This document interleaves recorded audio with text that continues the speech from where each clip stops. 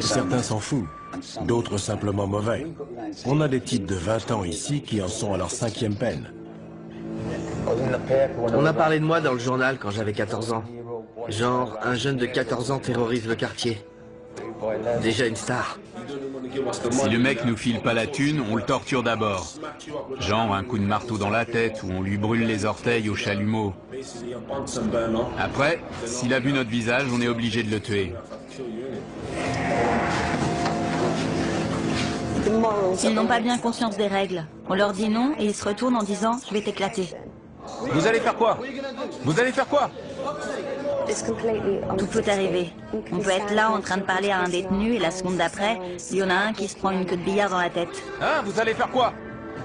Bienvenue en enfer. Mettez-le à terre! La prison d'Aylesbury, dans le Buckinghamshire, abrite les criminels parmi les plus dangereux de Grande-Bretagne. Ouf ça. On y croise des meurtriers, des violeurs, des malfrats et des pédophiles. Le plus effrayant, c'est que les plus âgés d'entre eux ont tout juste 21 ans.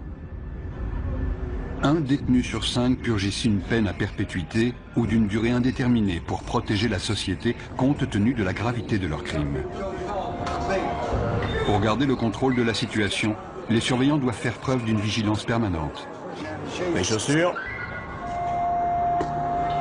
Mais ils doivent également aider ces jeunes à reconstruire leur vie brisée. Ils ne sont pas faciles à gérer. La plupart purgent de longues peines pour des crimes assez sérieux. Il faut tout reprendre à zéro. C'est difficile. On leur a appris qu'ils pouvaient faire tout ce qu'ils voulaient. Après s'être attirés des ennuis et s'être retrouvés devant la justice, ils atterrissent ici et on essaie de corriger ce que leur famille ou leurs amis leur ont enseigné. Certains nous poseront toujours des problèmes.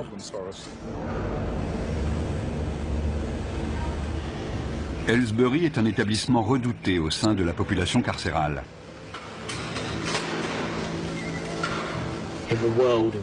Chez les détenus, la légende veut que Aylesbury soit la pire prison du monde.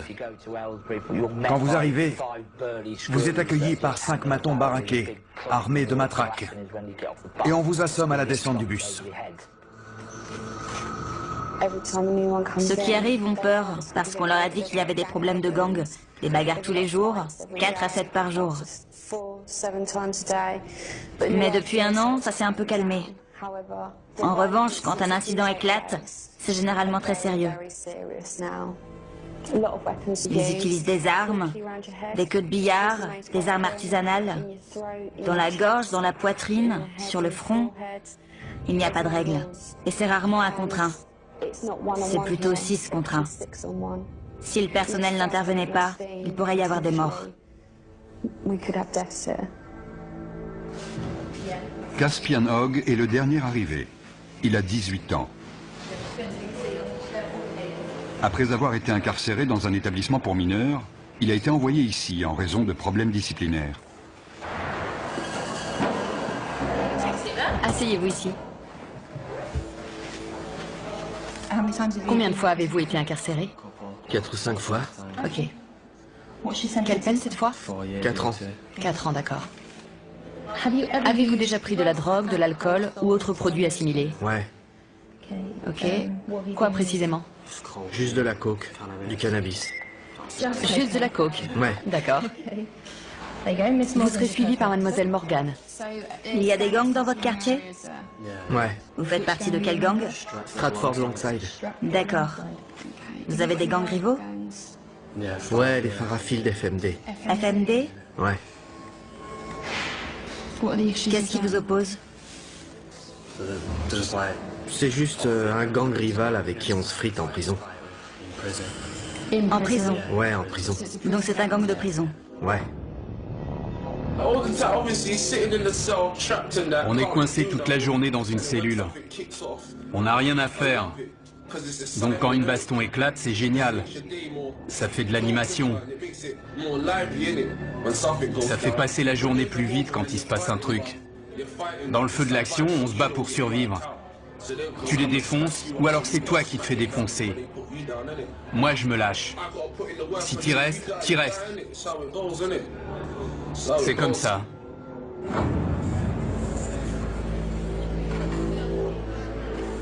On a des membres de gangs venus de Liverpool, de Birmingham, de Londres, et ils sont tous rivaux. Certains viennent de milieux où ils n'ont connu que la violence. C'est déjà ouvert? Oui, c'est déjà ouvert. Les radiateurs devraient être éteints ce soir. Je sais, il fait un peu chaud. Je peux poser mes affaires de douche? C'est un nouveau lieu, un nouvel environnement. Les 24 premières heures sont les plus explosives. On s'assure qu'ils ont tout ce qu'il leur faut et qu'ils sont bien installés pour leur première nuit. Les rivalités entre gangs entraînent d'inévitables règlements de compte. Les nouveaux venus sont particulièrement vulnérables, car ils n'ont pas encore de repères et doivent faire leurs preuves. Dès qu'un incident survient, une alarme est déclenchée. Pour éviter que la situation dégénère, les agents de sécurité interviennent rapidement. Vous êtes blessé? Non, non. Non? C'était quoi le problème? Rien. Allez! Non, non. C'était sûrement pas pour rien. Non. Ils sont juste venus là, vous frapper pour rien. Je sais ce qui s'est passé. C'est le nouveau qui vient d'arriver. Il s'est déjà battu la semaine dernière. C'était les représailles. Les deux se battaient. Les deux se sont donné des coups à la tête. Ils se disaient bonjour. Vous, ça va? Oui, ça va. J'ai pris un coup dans le sein. Mais si ça se trouve, c'était son coude à lui.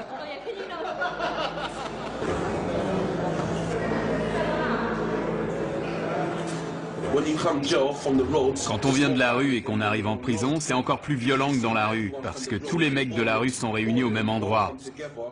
C'est pire. J'ai grandi au milieu de la violence et j'aimais pas vraiment ça, mais en maison de redressement, on voit beaucoup de violence, alors on s'habitue. Et puis on finit même par aimer ça. Si je te connais, si je sais avec quel gang tu traînes, dès que je te vois, je t'éclate. Et si je sais que t'as planté un de mes potes, je te fais la même chose. Donc vous surveillez constamment les nouvelles arrivées dans votre bâtiment. Ouais. Ils en ont mis dans l'LC, juste à côté. Si je les croise, je les défonce direct. C'est clair. Le quotidien en prison, c'est pas la joie. Vous pouvez être le mec le plus balèze avec la plus grosse réputation, il faut quand même surveiller vos arrières. On est tout le temps parano, tu vois. On est sur nos gardes tout le temps, on surveille les autres. On est tous des criminels ici. Comme je l'ai dit, des fois mon but c'est de faire mal à quelqu'un. Des fois je me réveille le matin et je suis pas d'humeur pour ça. Sérieux. Et des fois je me dis que je vais lui mettre la raclée de sa vie. Je me dis, quelle différence ça fait. Je sais qu'il me reste que 10 mois à tirer, mais autant aller lui régler son compte. Au cours de leur période d'intégration, avant d'être installés, on propose aux détenus de travailler ou de suivre des cours. Ceux qui acceptent pourront passer plus de temps dans les espaces communs. Il n'y a que 3 surveillants à cet étage et jusqu'à 50 détenus peuvent sortir de leur cellule.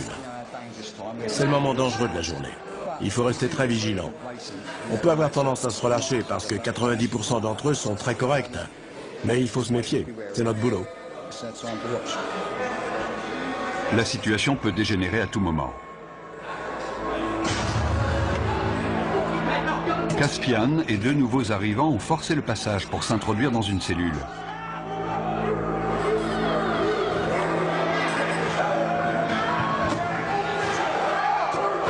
Ils sont armés, ils sont 4.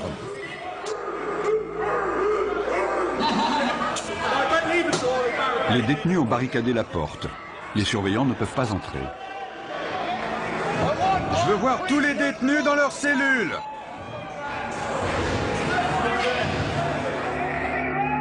Le directeur de la prison est informé que 3 nouveaux arrivants ont pris un détenu en otage dans l'aile C. Apparemment, il y aurait 4 détenus dans la cellule. Dont un otage. Ils sont 4, dont un otage. On va envoyer des négociateurs devant la porte pour tenter d'établir un dialogue et on avisera. Ma vie est en jeu. C'est pour ça qu'on doit menacer la sienne. D'accord, on va transmettre ce message au directeur. Vous comprenez? On est en danger de mort. On est forcé de faire ça. Je comprends. 3 d'entre eux viennent d'autres prisons. Ils avaient prévu leur coup. Notre priorité, c'est l'otage. Si vous faites pas venir le directeur, je le viole. Je vais le violer. Écoute, tu n'as pas à lui faire de mal. On t'écoutera de toute façon. Le négociateur joue un rôle clé car il analyse la situation pour nous. Si nous sentons que la vie d'un détenu est en danger, il est clair que les négociations sont terminées et qu'on doit intervenir. L'otage doit avoir conscience que le personnel est présent et jauge la situation car ils disent tous « je vais le tuer ». Mais est-ce qu'ils veulent vraiment le faire? J'aime pas cette prison, c'est tout. Je l'aime pas. T'es pas le seul. Mon problème, c'est que j'ai beaucoup de prisonniers qui ne sont pas heureux d'être ici. Si on commence à parler de transfert maintenant, j'aurai une autre prise d'otage dès cet après-midi, car certains vont se dire « Oh, il suffit de prendre un type en otage pour se faire transférer. » Je vais lui trancher le cou et le vider de son sang. Il a menacé de le violer et de lui trancher la gorge. Non, le cou. De lui trancher le cou. Je vais vous dire. Écoutez-moi.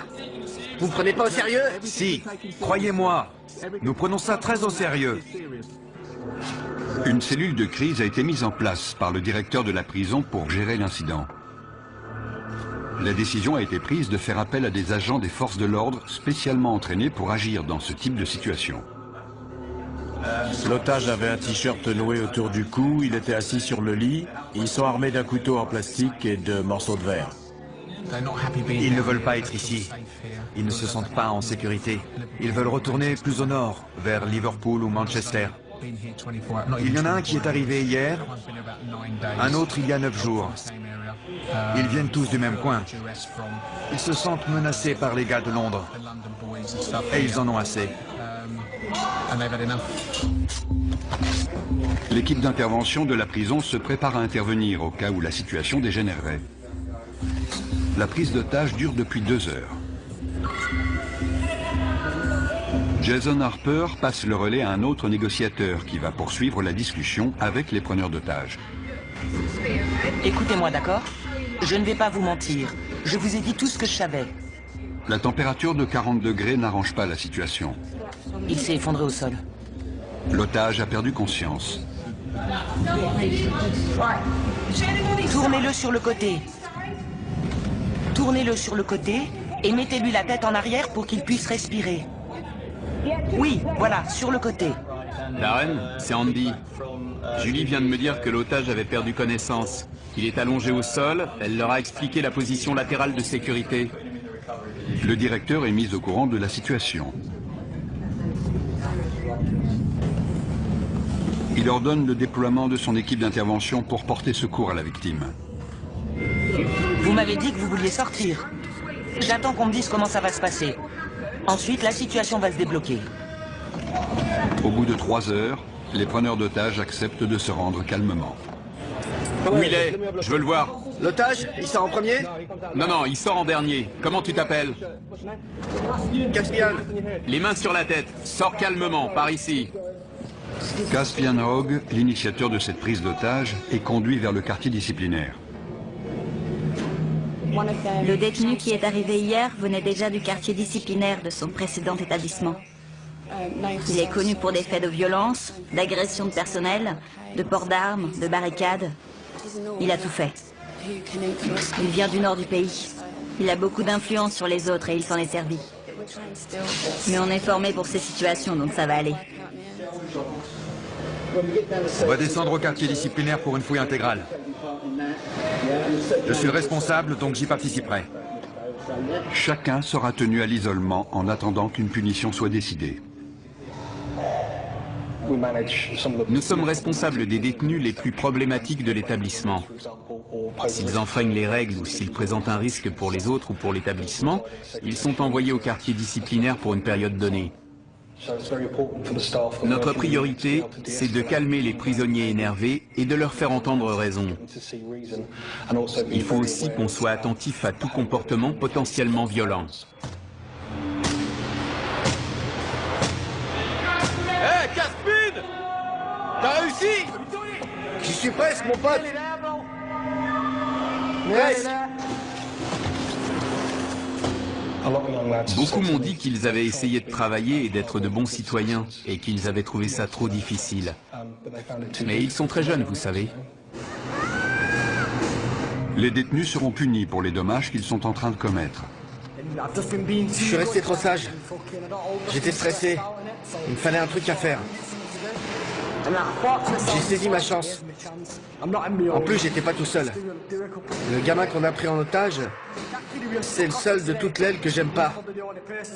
Alors je me suis dit que j'allais me le faire. Mais on lui a pas fait mal, on lui a rien fait. Ils m'ont frappé au visage et dans les côtes, en me traînant avec eux. Ensuite, l'un d'eux m'a attrapé par derrière et m'a fait asseoir sur le lit. Il me tenait comme s'il voulait me briser la nuque. Les deux autres frappaient la porte avec des boules de billard dans des chaussettes. Ils ont cassé ma télé et ils m'ont mis des bouts de verre sous la gorge. Ils ont dit qu'ils allaient me la trancher. Ensuite, ils m'ont dit de me déshabiller complètement et ils ont dit qu'ils allaient me violer. Qu'est-ce qui s'est passé? Rien, rien. Ils disent qu'on a pris un mec en otage et qu'on l'a agressé dans sa propre cellule. Ils ont appelé la police et on est à l'isolement pour l'instant. Vous dites que vous ne l'avez pas pris en otage? Non, on a juste barricadé la porte, c'est tout. J'ai toutes ces pensées qui ont défilé dans ma tête. Je ne savais pas si j'allais en sortir vivant. Je connaissais pas ces mecs. C'était le truc le plus flippant de ma vie. Pourquoi vous avez fait ça? Franchement, j'ai pas eu de visite depuis 6 mois, depuis qu'ils m'ont mis ici. J'essaie de retourner dans le Nord. Il n'y a que des mecs de Londres ici, je veux retourner chez moi. C'est pas ma prison, je veux être dans une prison de chez moi. Je suis tombé dans les pommes. Je me souviens juste qu'ils étaient en panique. Ils croyaient qu'ils m'avaient tué. Si on continue les conneries, si on agresse les surveillants, ils nous transféreront. Ça va, Liam? Ouais, et vous? Pas trop mal. J'ai connu des jours meilleurs.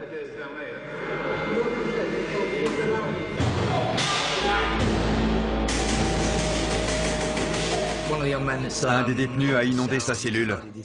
Il est armé. Il a cassé le manche de son balai. On lui a demandé de nous le remettre. On va le déplacer dans une cellule où il n'y a pas d'eau. C'est trop court. Il doit lui en rester. Le détenu a jeté les morceaux de manche à balai dont il se servait comme arme. C'est trop court. Pourquoi vous avez gardé ce morceau, hein? Je vous avais dit de tout jeter. Reste sur le côté. Déverrouille la porte et je la pousserai. Reculez vers nous. Doucement.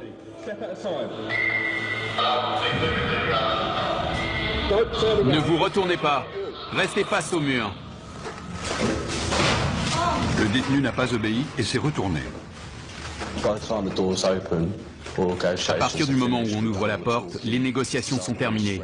Soit il se rend, soit on intervient. Arrêtez de bouger.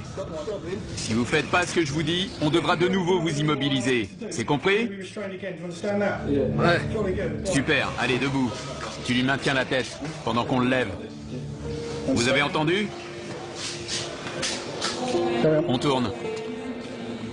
On utilise la force que quand c'est nécessaire et de manière proportionnée, mais ça fait forcément mal. Fouille intégrale. Il va maintenant être fouillé intégralement au cas où il aurait dissimulé une arme.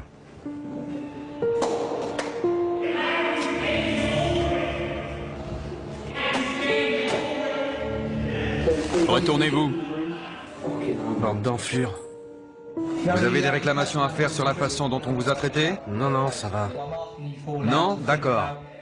Je vais vous demander de réfléchir aux conséquences de vos actes. Ce n'est pas la bonne méthode pour obtenir un transfert. Maintenant, je veux que vous alliez vous coucher. Clé. Nous devons les garder dans le quartier disciplinaire pendant un certain temps. Sinon, les autres vont se dire qu'ils peuvent prendre les otages quand ils veulent pour obtenir un transfert.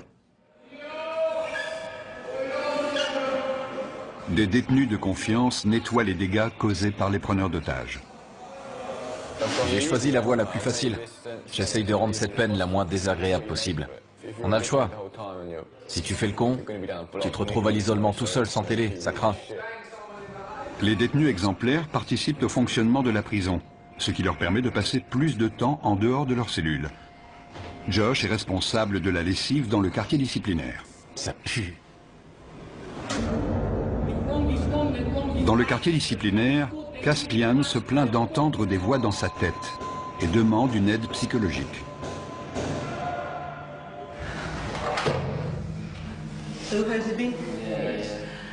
Je dois déterminer si vous êtes du genre manipulateur. Manipulateur? Si vous aimez titiller les gens et les énerver pour prendre l'avantage. Non, sérieux. Je risque de vous poser des questions qui vont vous énerver. Ouais. Vous avez le droit d'être en colère. Ce que vous n'avez pas le droit de faire, c'est être violent. Mais je suis un type violent, madame. Regardez mon dossier. Depuis mes 11 ans, je suis traîné de foyer en foyer et je suis incontrôlable. À 11 ans, j'ai arraché le torse d'un type avec mes dents. J'ai mordu une meuf à l'oreille. On a toujours dû me maîtriser.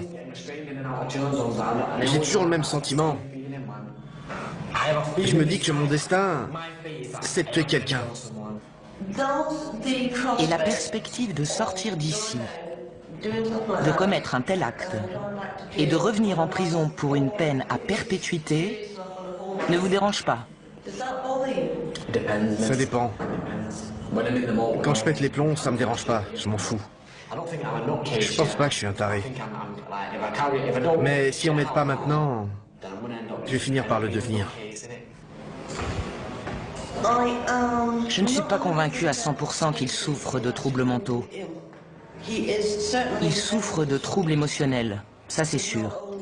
Car non seulement il a des pensées violentes, beaucoup de gens en ont, ce n'est pas idéal, mais ce n'est pas un drame, mais il prend plaisir à être violent, ce qui alimente ses pensées et ses fantasmes. Je pense que son comportement pourrait le conduire au meurtre.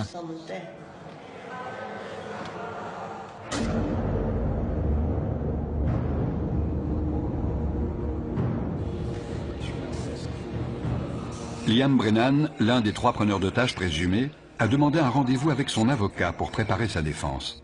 On voulait juste le choper dans sa cellule et fermer la porte. Mon rôle n'est pas de minimiser le délit, mais d'essayer de comprendre pourquoi et comment c'est arrivé, et quelle a été ton implication. Tu ne peux pas dire, c'est pas moi, j'ai rien fait. Ça, il te croira jamais. Écoute, différentes peines sont envisageables. J'espère que le juge optera pour des jours supplémentaires. J'ai pas le droit à l'erreur. J'avais pas parlé à ma femme et à mon gosse depuis 1 an. Elle m'a recontacté il y a quelques jours et je lui ai dit que je sortirais le 11 décembre. Les services pénitentiaires ont décidé de ne pas poursuivre Liam. Il se retrouve donc en commission de discipline. Asseyez-vous, monsieur Brennan. Je suis juge, je n'ai aucun lien avec cet établissement, vous comprenez? Oui. Vous êtes représenté par monsieur Ahmad, c'est exact? Oui, monsieur le juge. Pouvez-vous vous identifier, s'il vous plaît? Jason Harper. Vous serez le témoin de cette affaire? Oui.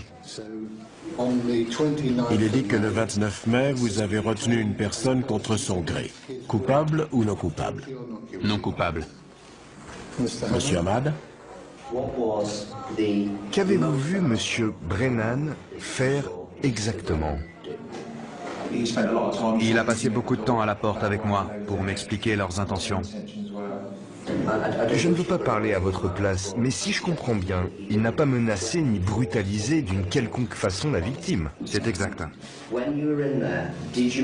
Lorsque vous étiez dans la cellule, avez-vous exprimé clairement votre désir de coopérer avec... Vous orientez l'accusé. Oui, monsieur le juge. Ne le faites plus. Vous connaissez la loi et la notion de complicité. C'est comme le chauffeur du véhicule qui attend les braqueurs de banque.